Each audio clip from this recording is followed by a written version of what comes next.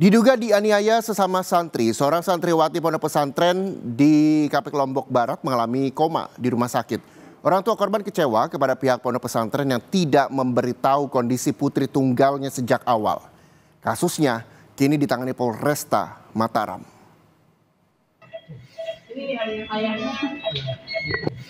Kami harus mengaburkan gambar karena korban masih di bawah umur. Seorang santriwati yang baru naik kelas 8 di Pondok Pesantren Tahfiz Al-Aziziyah, KPK Gunung Sari, Lombok Barat, terbaring lemah di ruang ICU Rumah Sakit Sujono Selong, Lombok Timur. Ayah kandung korban yang mendapat kabar dari orang tua teman putrinya langsung berangkat dari ND Nusa Tenggara Timur untuk melihat kondisi putrinya. Ayah korban mengaku kecewa karena pihak pondok pesantren sama sekali tidak mengabarinya. Bahkan beberapa kali dia menelpon penanggung jawab asrama putri, namun tak pernah diangkat. Sebelum koma, korban sempat menelpon ayahnya dan mengaku menjadi korban penganiayaan. Pihak pondok yang dikonfirmasi terkait dugaan kekerasan yang dialami korban membantah tudingan tersebut. Jadi tentang pemeriksaan di Poskestren, saya pengasuh, jadi yang paling tahu tentu orang-orang di Poskestren ya. Jadi seperti karena itu. Sudah ada investigasi kan Bapak menyebutkan investigasi tadi malam. Gitu. Kan tadi malam saya sampaikan tadi. Ini biar clear juga Pak, karena benar, orang tua menyampaikan kepada kami bahwa dia sama sekali tidak mendapatkan informasi tentang kondisi anaknya sampai dibawa ke Lombok Timur. Nah itu kami butuh informasi itu dari pondok. Jadi bahkan tadi pun kita dapat informasi sama-sama, bukan orang tuanya, malah keluarga, bibinya atau siapa kan seperti itu, pamannya atau siapa. Jadi ini kan yang mesti kita sama-sama cari informasinya nanti.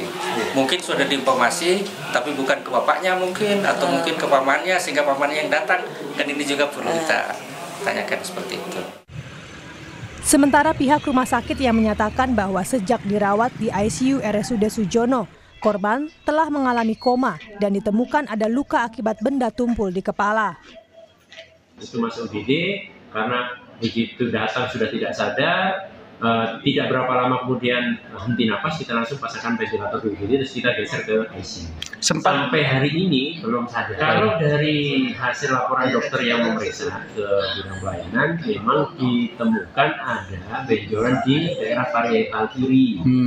Kalau dari sisi medis, apakah itu benjolan penyebabnya apa? Kita tidak tahu. Tapi yang jelas ada benjolan. Kemungkinan adalah karena benjolan dengan benda tumpul, sekitar diameter 5 cm. Kasus dugaan penganiayaan ini tengah ditangani Satuan Reserse Kriminal Polresta Mataram. Polisi juga akan bersurat secara resmi ke Ponpes Al-Aziziyah soal kronologi peristiwa hingga korban mengalami koma. Melihat kondisi anaknya, sempat bertanya juga, sempat ada komunikasi, informasi, pengakuan dari anak korban ini sempat dilakukan pemukulan lah oleh rekannya sendiri.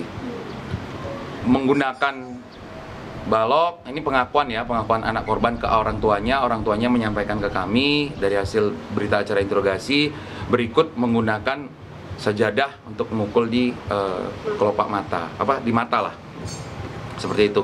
Nanti persesuaian dalam hal ini kita minta keterangan dari hasil visum dokter pastinya seperti apa. Kan begitu. Kan kita mintain keterangan dari ibu, rekan dari anak korban, ada supir travel, ada juga dari rumah sakit poliklinik, puskesmas, terakhir nanti dari rumah sakit yang saat ini masih anak korban itu masih berada di rumah sakit tersebut. Juru bicara Pondok Pesantren menegaskan pihaknya siap dan terbuka jika ada oknum yang bersalah dan tidak akan ditutup-tutupi oleh pihak Pondok Pesantren. Fitri Rahmawati, Kompas TV Lombok Barat, Nusa Tenggara Barat.